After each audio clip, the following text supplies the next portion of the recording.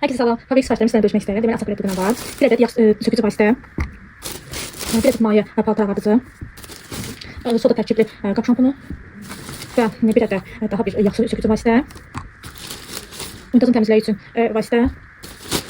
Metal sətlərin parlaması üçün krem təmizləyici vasitə. Otağın və pal geyimlərin tərəvətlənməsi üçün otaq tərəvətləndirici.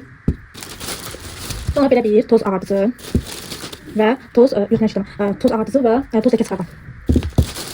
Bu ise bunun prizmin başlığıdır. İşte ikinci bir de katalogumuz. Burada neler var?